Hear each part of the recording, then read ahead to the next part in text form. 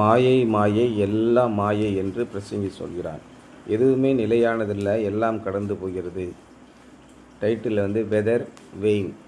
நாம் உழைப்பது, நாம் ஜெபிப்பது, நாம் வேதம் வாசிப்பது, நாம் சாப்பிடுவது, நாம் சம்பாதிப்பது எல்லாமே வீண் அப்படின்னு சொல்லி சொல்கிறார் பிரசங்கி. எல்லாவற்றையும் கற்றுக்கொண்டு எல்லாவற்றின் முடிவிலே என்ன நடக்கும் அப்படின்னு கேட்டான்னா, இந்த ஒரு படத்தில் கூட இந்த இந்த இதை புரியும்படி சொல்லியிருப்பாங்க. தனுஷ் படத்தில் உட்காந்து சாய்வு நாற்காலியில் உட்காந்து ஆடிக்கிட்டு இருப்பான், ஈஸி சேரில். அதான் அவங்க அப்பா கேட்பார், என்னடா இப்படி ஆடிக்கிட்டே இருக்க, போய் நல்லா படிக்கலாம்ல, நல்லா படித்து நல்ல வேலைக்கு போகலாம், நல்லா வேலைக்கு போய் நல்லா சம்பாதிக்கலாம், நல்லா சம்பாதிச்சு நல்லா பொருள் சேர்த்து வீடு வாசல்னு இருக்கலாம், சேர்த்து நிம்மதியாக இருக்கலாம், அதுதானே இப்போ இருக்கேன் அப்படிமா. அப்போ எவ்வளோ பெரிய சுற்று சம்பாதித்தாலும், எவ்வளோ கஷ்டப்பட்டு உழைத்தாலும் திரைக்கடலோடியும் திரவியம் தேடுன்னு சொல்கிறாங்க. உலகம் முழுவதையும், அதான் இயேசு சொன்னார், மனுஷன் உலகம் முழுவதையும் சம்பாதித்து கொண்டாலும் தன்னுடைய உயிர் அவனுக்கு இல்லாமல் போய்விட்டால், தன்னுடைய ஜீவனை நஷ்டப்படுத்தினால், உயிரை விட்டு விட்டான் என்றால் அதனால் என்ன புண்ணியம்? மிகப்பெரிய சாதனைகளை நான் செய்தேன், ஆணையத்தை கட்டினேன், பைசா நகரத்து சாய்வு கோபுரத்தை கட்டினவனுக்கு இன்றைக்கி என்ன பேராக இருக்குது? அவனும் மிருகத்தை போல செத்து விட்டான், மிருகங்களும் அவனை போல செத்து போயினான், எதுவுமே இல்லை அப்படின்னு சொல்கிறாரு. ஆகவே நாம் வாழ்கிற வாழ்க்கை வீணா? Whether vain. Meaningless says the teacher, utterly meaningless. Everything is meaningless. மாயை மாயை எல்லாம் மாயை, சுத்தமாக மாயை அப்படின்னு சொல்கிறேன். Vanity of vanities, lamented Solomon, all is vanity. எல்லாமே மாயை, மாயையிலும் மாயை அப்படின்னு புலம்புறாரு சாலமோன். ஆல் இஸ் வேனிட்டி, எல்லாமே மாயையான காரியம், எல்லாம் நம்மை விட்டு போகிறது. நம்முடைய உறவுகள், நம்முடைய சொந்தம், நம்முடைய பந்தம் எல்லாமே வீண். நாம் ஒருவர் மீது ஒருவர் பாசம் வைத்தது வீண். நாம் யாருக்காக கஷ்டப்பட்டோமோ அதில் வீண், எல்லாமே வீண். கூட சமீபத்தில் ஒரு படம் வந்ததில்ல, காஸ்டவேன்னு ஒரு படம் வந்தது தெரியுமா? விமானத்தில் போய்கிட்டு இருப்பாங்க எல்லோரும், விமானம் திடீர்னு கடலில் வெடித்து விழுந்துடும். அதுலேருந்து 60 பேரும் செத்து போயிடுவாங்க. ஒரே ஒருத்தர் மட்டும் தண்ணி உயிர் பிழைச்சிடுவான். அவன் தண்ணியில் மிதந்து இருக்கிறத பிடிச்சி பக்கத்தில் ஆள் இல்லாத ஒரு தீவுக்கு போயிடுவான். அங்கே ஒன்றுமே இருக்காது, கிடைக்கிற காய் என்னென்னத்தையே தின்னு, இலைகளை, அதை பழங்களை ஏதோ தின்னு அப்படியே உயிர் வாழிக்கிட்டே இருப்பான். எப்படியாவது தன்னுடைய மனைவியும் பிள்ளைகளையும் போய் பார்த்து விட வேண்டும் என்று முயற்சி பண்ணிக்கிட்டே இருப்பான். அங்கே இருக்கிற செத்தைகள்லாம் கல்லை உரைச்சி ஏதோ பண்ணி தீ முட்டி என்னென்னமோ காட்டி பார்ப்பான். யாருமே அவனை கண்டுக்க மாட்டாங்க. இப்படியே 1 வருடம் 2 வருடம் 3 வருடம் ஆகிடும். அது ஒரு சின்ன பொம்மையை ஒன்று செஞ்சு அதோடு பேசிக்கிட்டே இருப்பான். அதான் அவனோட ஃப்ரெண்டு. இப்படியே அவனுடைய மனநிலையும் காப்பாற்றிக்கொண்டு அந்த உயிர் வாழ்ந்துக்கிட்டே இருப்பான். 5 ஆண்டுகள் ஆகிடும். அங்கேயே யாருமே காப்பாற்ற வர மாட்டாங்க. ஒரு நாள் இவன் தீயை போட்டு கொளுத்திட்டு இருக்கும்போது அந்த பக்கம் ஒரு கப்பல் போகும். இவ்வளோ நின்று மேலே கை காட்டிக்கிட்டே இருப்பான். அவங்க பாட்டு போயிடுவாங்க. 5 வருஷத்துக்கு அப்புறமும் திரும்ப இவனே மரப்பலகைகளை செஞ்சு அந்த மரப்பலகை வரிசையாக ஒன்று கயிறுகளை வச்சு கட்டி எப்படியாவது இங்கேருந்து தப்பிச்சிடணும் அப்படின்னு சொல்லிட்டு அங்கேருந்து கிளம்புவோம். பயங்கரமான புயல் அடித்து நம்ம இதெல்லாம் தூக்கி தலைகீழாக போடும். அப்படி போனாலும் அதில் எப்படியே கட்டி கொஞ்சம் தூரம் ஒரு 2-3 கிலோமீட்டர் வரும். அந்த உடனே ஒரு கப்பல் போகும். அங்கே கையை காட்டி அவனை தூக்கி காப்பாற்றிடுவாங்க. காப்பாற்றினா அவன் திரும்ப ஊருக்கு வரான் 6-7 வருஷத்துக்கு அப்புறம். வரும்போது இந்த விமான விபத்தில் இறந்தவர்கள் எல்லாம் செத்து போயிட்டாங்கன்னு அரசாங்கம் அறிவிச்சிருக்கும். அதனால் அவனுடைய மனைவி செத்துட்டு 2 நாள் 3 நாள் அழுதுட்டு 1 வருஷம் அழுதுட்டு வேறு ஒரு கல்யாணம் பண்ணி பிள்ளைகளோட தனியாக வாழ்ந்துக்கிட்டு இருக்கும். அவருடைய பிள்ளைகளெல்லாம் அப்பா இறந்துட்டாருன்னு சொல்லிட்டு அப்பாவே மறந்து வாழ்ந்து கொண்டிருப்பார்கள். யாருக்காக 6-7 வருஷமாக பசியும் பட்டினியுமா போராட்டமாக வாழ்ந்து தன்னுடைய பிள்ளையும் மனைவியும் பார்க்க வேண்டும் என்று வந்தாரோ அவர்கள் எல்லாம் அவருடைய இயல்பான வாழ்க்கையை வாழ்ந்து கொண்டிருக்கிறார்கள். ஒருவர் கூட இவரை நினைக்கவில்லை. இதுதான் வாழ்வின் நிஜம், உண்மை, யதார்த்தம் என்பதை அந்த படத்தில் சொல்கிறோம். அந்த டைரக்டர் எழுதியிருக்கான். இதை தான் இங்கே பிரசங்கம் சொல்கிறார். மனுஷன் படும் பிரயாசம் எல்லாம் அவனுடைய வாய்க்காகத்தானே, வேறு ஒன்றுமே புண்ணியம் கிடையாது. அவனுடைய மனதிற்கோ நிம்மதி இல்லை அப்படிங்கிறாரு.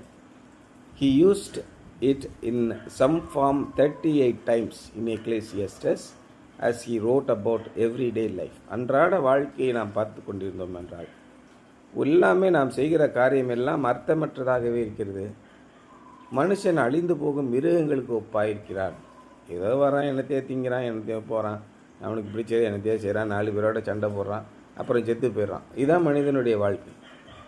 சரி, 10 பேரை பார்த்தான், 100 பேரை பார்த்தான், 1000 பேரை பார்த்தான், 1,00,000 பேரை பார்த்தான், 10,00,000 பேரை பார்த்தான், 1 கோடி பேரை பார்த்தான். எல்லாம் அப்படி தான் இருக்கேன். ஒருத்தர் வெளிநாட்டுக்கு போய் 1000 பேருக்கு நான் தெரிந்தவனாக இருக்க வேண்டும், 10,000 பேருக்கு அறிமுகமானவனாக இருக்க வேண்டும்னு வெறி கொண்டு அலைகிறான் நைட்டும் பகலும். என்ன புண்ணியன்னு கேட்டால் கடைசியில் ஒன்றும் இல்லை. ரொம்ப வீரியமான ஆட்கள்லாம் நான் ரோட்டரி கிளப்பில் பார்த்துருக்கேன். கடைசியில் ஒன்றுமே இல்லாமல் முடியாமல் போய் படுத்து விடுகிறார்கள். ஒரு நொடியிலே வேலை முடிஞ்சு போச்சு. இப்படி இருக்கும்போது the word means emptiness, fertile vapor that which vanishes quickly and leaves nothing behind. ஒரு காற்றில் ஆவி போகுது, நீராவி. இட்லி சட்டியை பிறந்தா நீராவி வெளியில் வருது, அடுத்த செகண்ட் எங்கே போகுதுன்னே தெரியலையே. புகையைப் போல மனுஷனுடைய வாழ்நாட்கள் கடந்து போகிறது. யோபு அதான் சொல்கிறார், என்னுடைய வாழ்நாட்கள் புகையைப் போல கடந்து போகிறது அப்படிங்கிற. ஒரு மேகத்தைப் போல எங்கும் வெறுமையாக இருக்கிறது. From the human point of view, மனிதர்கள் பார்க்கும் பார்வையில், அண்டர் த சன், சூரியனுக்கு கீழே, life does appear futile and it is easy for us to get pessimistic. வாழ்க்கையிலான இவ்வளெல்லாம் கஷ்டப்பட்டு எதற்காக என்று ஒரு வெறுப்பான நிலைக்கு வந்து விடுகிறார்கள். இன்றைக்கி யோபுல என்ன சொல்கிறாங்க, யோபுவோட ஃப்ரெண்ட்ஸ் எல்லாம் என்ன சொல்கிறாங்க, துன்மார்க்கன் அழிந்து போவான், நல்லது செய்பவன் வாழ்வான். இதை மட்டும் திரும்ப திரும்ப சொல்கிறாங்க. அப்படி என்றால் நீ அழிந்து கொண்டிருக்கிறாய் என்றால் கட்டாயம் நீ துன்மார்க்கனாகத்தான் இருக்க வேண்டும். தேவனுக்கு விரோதமாக நீ எதையோ செய்திருக்கிறாய் என்று குற்றம் சுமத்தி கொண்டே இருக்கிறார்கள். ரஜினி பாடலாம் தானே சொல்லுது, நன்மை ஒன்றை செய்தீர்கள் நன்மை விளைந்தது, தீமை ஒன்றை செய்தீர்கள் தீமை விளைந்ததுன்னு ஒரு பாட்டு இருக்கும், இந்த அன்புள்ள ரஜினிகாந்தன் ஒரு படத்தில். அப்போ என்னாச்சு, இந்த உலகம் அதைத்தான் சொல்கிறது. நியாயமே செய்து தேவனுக்கு பயந்து வாழ்கிறவர்கள் சோதிக்கப்பட மாட்டார்களா? அதுதான் வேதம் சொல்கிறது. நீங்கள் சோதனைக்கு உட்படாதபடிக்கு எச்சரிக்கையாக இருங்க. இயேசு கிறிஸ்துவினுடைய சீடர்கள் அத்தனை பேரும் தேவனுக்கு பயந்து நடந்தார்கள், அத்தனை பேரும் அழிந்தார்கள். யோசனை, அடிக்கப்பட்டார்கள், வாரினால் அடிக்கப்பட்டார்கள், பட்டய கருப்பினால் நறுக்கப்பட்டார்கள், சிறையிலே அடைக்கப்பட்டார்கள், இல்லையா, எண்ணெய் சட்டியில் போட்டு வறுக்கிறான். இப்படியெல்லாம் இரத்த சாட்சிகள் மரித்தார்கள். தேவனுக்கு பயந்து வாழ்கிற வாழ்க்கையில் எதற்காக இத்தகைய துன்பங்கள் வருகின்றன? தேவனுக்கு விரோதமாக வாழ்கிறவனுக்கும் துன்பங்கள் வருகின்றன. அப்போ என்ன இருக்குது, தேவனுக்காக வாழ்ந்து என்ன புண்ணியம் அப்படின்னு யோசிக்கிறார். From the human point of view, under the sun, life does appear futile and it is easy for us to get pessimist. ஆகவே நாம் எதிர்மறையான சிந்தனைகளை கொண்டு செல்வதற்கு, எதிர்மறையான சிந்தனைகளுக்கு செல்வது ரொம்ப எளிது. The Jewish writer Sholom Aleichem once described life as a blister on top of a tumor and a boil of a top on top of it. ஒரு பெரிய கட்டி இருக்கிறது, அந்த கட்டியின் மேலே எப்பொழுதோ உடைய போகிறதோ என்று இருக்கிற ஒரு கொப்பளத்தை போல தான் வாழ்க்கை இருக்கிறது. நம்முடைய வாழ்க்கைக்கு எந்த உறுதியும் கிடையாது, எந்த நிச்சயமும் கிடையாது. நாளைக்கு நான் வாழ்வேன், இதை செய்வேன் என்று சொல்வதற்கு எந்த எதுவுமே உறுதியுமே இல்லை. அடுத்த நொடியில் என்ன நடக்கும் என்பது நமக்கு நிச்சயமற்றது. இந்த நிச்சயமில்லாத வாழ்க்கையில் தான் நம்ம 8th ஸ்டாண்டர்ட் படிக்கிறோம், 9th ஸ்டாண்டர்ட் படிக்கிறோம், காலேஜுக்கு பிளான் பண்ணுறோம், இன்னும் 10 வருஷத்தில் இப்படி இருப்பேன் அப்படி இருப்பேன் என்று சொல்கிறோம். எல்லாம் நிறைய நினைக்கிறோம். ஆனால் தேவன் என்ன நினைக்கிறார்? ஒருவேளை தேவன் இருக்கிறாரா? துன்மார்க்கனுக்கு நடப்பது போலவே நீதிமானுக்கும் நடக்கிறது அப்படின்னு சாலமோன் சொல்கிறார். What a relief to turn from these pessimistic views and hear Jesus Christ say. சரி, இந்த மாதிரியான எதிர்மறையான சோகமான நிம்மதி இல்லாத ஒரு சிந்தனையிலிருந்து எப்படி நம்முடைய பார்வையை மாற்றி இயேசு கிறிஸ்து என்ன சொல்கிறார் என்று என்ன கேட்பது? I have come that they may have life and have it to the full. நான் அவற்றுக்கு ஜீவன் உண்டாகவும் அவை பரிபூரணப்படவுமே வந்தேன் என்று இயேசு சொல்கிறார். On to read Paul's majestic declaration, therefore, my dear brothers, stand firm, let nothing move you. Always give yourself fully to the work of the Lord, because you know that your labor in the Lord is not in vain. ஆகவே தான் சொல்லுகிறார்கள், இந்த உலகத்திலே நீங்கள் செய்யும் காரியங்கள் அத்தனையும் வீணாகத்தான் போகும், தேவனுக்காக செய்யும் காரியங்கள் அத்தனையும் நிலைக்கும்.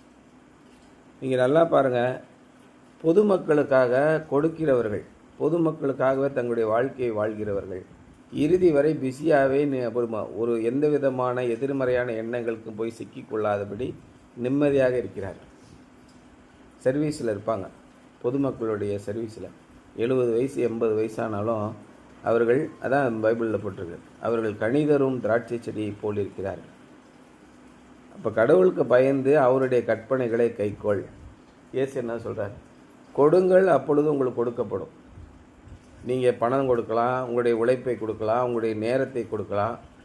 10 பேருக்கு நீங்கள் ஆறுதலாக இருப்பதற்கு நேரத்தை செலவிட்டீர்கள் என்றால் அது கொடுக்குற மிகப்பெரிய சமாதானத்தை எதுவுமே கொடுக்காது.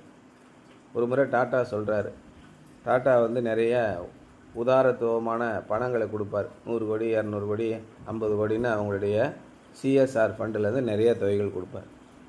அவருடைய நண்பர் ஒவ்வொரு முறையும் இங்கே ஒரு விஷயம் இருக்குது, அதுக்கு செய்யுங்க அப்படின்னு சொல்லிக்கிட்டே இருந்தார்.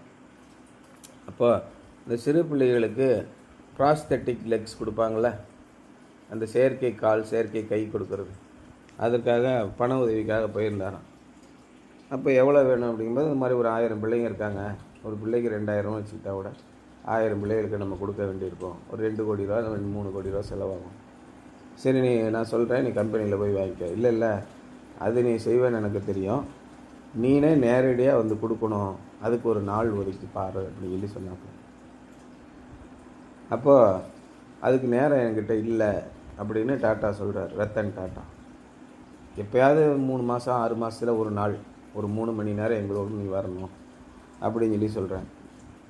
அப்புறம் சரின்னு ஒரு 3 மாதத்துக்கு அப்புறம் ஒரு டேட் ஃபிக்ஸ் பண்ணி, இன்றைய நாளில் காலையில் 9 மணிலேருந்து 12 மணி வரைக்கும் நான் டைம் இதுக்கு ஒதுக்குறேன் அப்படின்னு போகிறேன். அந்த ஃபங்க்ஷனுக்கு போகும்போது பிள்ளைங்கள்லாம் கால் இல்லாமல் கை இல்லாமல் 6 வயசு 8 வயசு 10 வயசு 12 வயசு பிள்ளைங்கள்லாம் ஊனமாக நிற்கிறாங்க. அந்த பிள்ளைகளுக்கு இவங்க டாட்டா ஃபவுண்டேஷன்லேருந்து காலெல்லாம் பொருத்தி விடுறாங்க. பொருத்தி விட்ட உடனே அந்த பிள்ளைங்க ஓடி ஆடி விளையாடுறத பார்த்து இவருக்கு நேரடியாக பார்க்கும்போது மிகப்பெரிய சந்தோஷம். கால் இல்லாத ஒரு குழந்தை கால் வந்த உடனே எப்படி குதித்து விளையாடுகிறது என்பதை பார்த்து பார்த்து அவர் பார்த்து கொண்டே இருக்கிறார். அவருக்கு 3 மணி நேரம் போனதே தெரியவில்லை. ஐயா, டைம் முடிஞ்சு போச்சு, நம்ம அடுத்த ஃபங்க்ஷனுக்கு போனோம், பரவாயில்ல இருக்கட்டும். சாயங்காலம் 5 மணி வரைக்கும் அங்கேயே இருக்கார். ஒரு பையன் சொல்கிறான், நீங்கள் எனக்கு கால் கொடுத்துருக்கீங்க, என்னுடைய ஃப்ரெண்டாக நீங்கள் இருப்பீங்களா அப்படின்னு கேட்குறான். எனக்கு யாருமே ஃப்ரெண்டு கிடையாது, கால் இல்லாதனால எனக்கு ஃப்ரெண்டு கிடையாது. நீங்கள் எனக்கு கால் கொடுத்தீங்களே, நீங்கள் எனக்கு ஃப்ரெண்டாக இருப்பீங்களா அப்படின்னு கேட்குறான். இந்த மாதிரியான விஷயங்களை எல்லாம் அவர் கேட்கும்போது, வாழ்க்கையில் நான் எத்தனையோ கோடிகளை சம்பாதித்து விட்டேன், ஆனால் மிகப்பெரிய காரியங்களெல்லாம் நான் இழந்திருக்கிறேன் என்று இப்பொழுதுதான் எனக்கு புரிகிறது. வாழ்க்கை என்பது அடுத்தவர்களுக்கு கொடுத்து அவர்கள் அடையும் மகிழ்ச்சியை அடைவதுதான் வாழ்க்கை என்பதை இப்பொழுது நான் புரிந்திருக்கிறேன் அப்படின்னு சொல்கிறேன். அப்போ நீங்கள் நிறைய சம்பாதிப்பது, நிறைய பிஸ்னஸ் பண்ணுறது, நிறையா படிப்பது வாழ்க்கை அல்ல. அதெல்லாம் மாயை, மாயை, எல்லாம் மாயை. இயேசு கிறிஸ்து என்ன சொல்கிறார் என்றால், அடுத்தவர்களுக்காக வாழ்வதுதான் வாழ்க்கை என்று இயேசு கிறிஸ்து சொல்கிறார். நாம் பாவிகளாக இருக்கையில் கிறிஸ்து இயேசு நமக்காக மரித்ததினாலே அன்பு இன்னதென்று விளங்க பண்ணினார். இலவசமாய் நீங்கள் இந்த ரட்சிப்பை பெற்றீர்கள், நீங்கள் இலவசமாய் எல்லாருக்கும் கொடுங்கள், எல்லாருக்கும் நல்வழிப்படுத்தினீர்கள் என்றால் மிகப்பெரிய ஆசீர்வாதம். உங்களுக்கு எதிர்மறையான எண்ணங்களே வராது. எண்ணத்தை படித்து இந்த எண்ணத்தை கண்ணையான ஒருத்தன் கூட சினிமாவில் இருப்பான். எதுக்கு அடுத்தாலும் எண்ணத்தை சொல்லுவோம். எண்ணத்தை சாப்பிட்டு, எண்ணத்தை வீடு கட்டி, எண்ணத்தை கார் வாங்கி, எண்ணத்தை போய் இப்படியே சொல்லிக்கிட்டு இருப்பான். நம்முடைய வாழ்க்கையும் அப்படிதான். சாலமோன் ஒரு இக்கட்டான நிலைக்கு வருகிறான். சர்வ வல்லமையுள்ள தேவன் சாலமோனோடு பேசினார். ஐயர் சொன்னார்ல, அப்பேற்பட்ட ஞானத்தை கொடுத்த தேவனுக்கு விரோதமாக தன்னுடைய வாழ்க்கையை மாற்றினான். ஏன்? விபசாரம் செய்தான். அநேக பெண்களை திருமணம் செய்தான். அவர்கள் தேவனை விட்டு வழி விலகி போக செய்தார்கள். தேவனை நோக்கி பார்க்கிற பார்வையிலிருந்து வழி விலகி போனதும் அவனுக்கு எல்லாமே மாயையாக தெரிகிறது. சர்வ வல்லமையுள்ள தேவன் இல்லை. உங்களுடைய வாழ்க்கை நிரம்ப வேண்டும் என்றால் ஃபுல்ஃபில்மெண்ட், நிறைவு, அதான் இயேசு சொல்கிறார். நான் அவற்றுக்கு வாழ்க்கையை கொடுக்கவும் அந்த வாழ்க்கை நிறைவான வாழ்க்கையாக இருக்கவுமே நான் இங்கு வந்தேன். இயேசு என்ன சொல்ற? I have come that they may have life. அவர்களுக்கு நல்ல வாழ்க்கை கிடைக்க வேண்டும். And have it to the full. நான் அவர்களுக்கு ஜீவனை கொடுக்கவும் அந்த ஜீவன் பரிபூர்ணம் அடையுமே வந்தேன் என்று பிராமணர்கள் எழுதியிருக்கிறார்கள். அது அவங்களுக்கு தான் புரியும், நமக்கு புரியாது. நமக்கு புரியுது என்னென்னா, நான் உங்களுக்கு உயிரையும் வாழ்க்கையும் கொடுக்க வந்தேன். அந்த வாழ்க்கையை ஏதோ பிச்சையாக போட்ட வாழ்க்கை இல்லை, நிறைவடைந்த வாழ்க்கையை கொடுக்க வந்தேன். உங்களால் அநேகர் ஆசீர்வதிக்கப்படுவார்கள். அதனால் நீங்கள் மனமகிழ்ச்சியாயிருப்பீர்கள். நீங்கள் தேவனுக்கு பிள்ளைகளாயிருப்பீர்கள். எதிர்வரும் உலகத்திற்கும் நீங்கள் தயாராகிருப்பீர்கள். அதான் சொல்கிறேன். Therefore my dear brothers, stand firm. நீங்கள் உறுதியாக நிலை நில்லுங்கள். 1 கொரிந்தியர் 15:58 பாருங்கள். Always give yourself fully to the work of the Lord.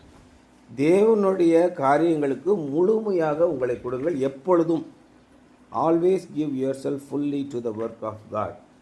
தேவனுடைய காரியத்திற்கென்று உங்களை முழுமையாக கொடுங்கள்.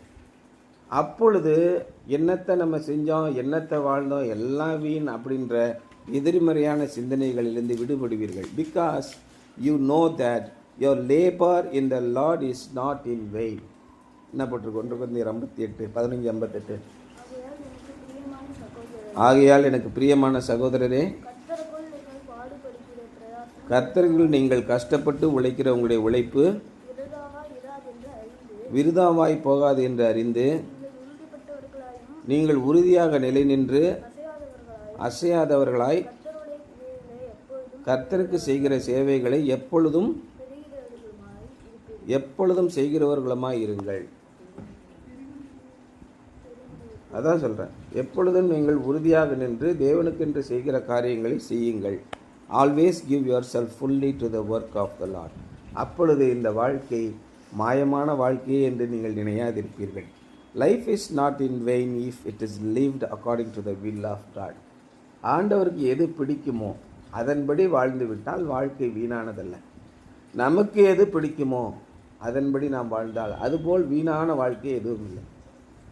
சித்தம் தேவா நடப்பியும் நான் ஓர் மண் பாண்டம் கையிலே முற்றிலுமாக ஒப்புவீங்கள். All to Jesus I surrender. இல்லையா? அதுதான் நிறைவான வாழ்க்கை. அதுதான் மனமகிழ்ச்சியாக தரும்.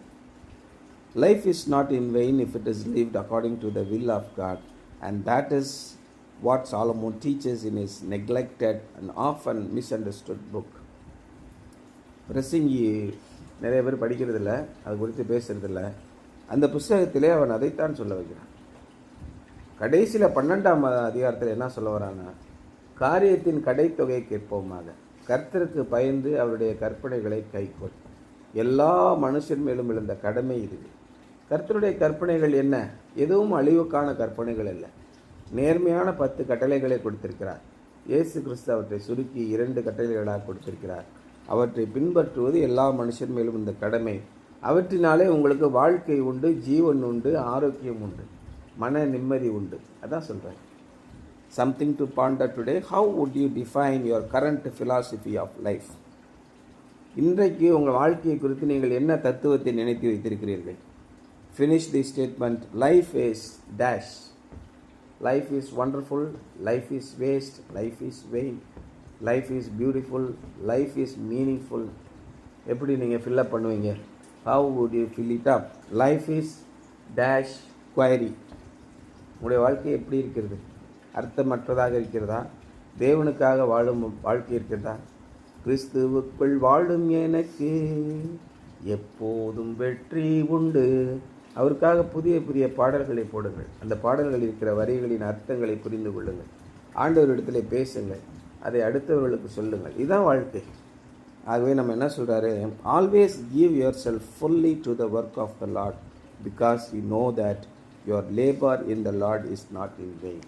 நீங்கள் தேவனுக்காக வாழும்போது அது நிச்சயமாக வீணான ஒரு வாழ்க்கையாக அமையாது என்று பிரசங்கி சொல்கிறார் என்பதுதான் இன்றைய சிந்தனை.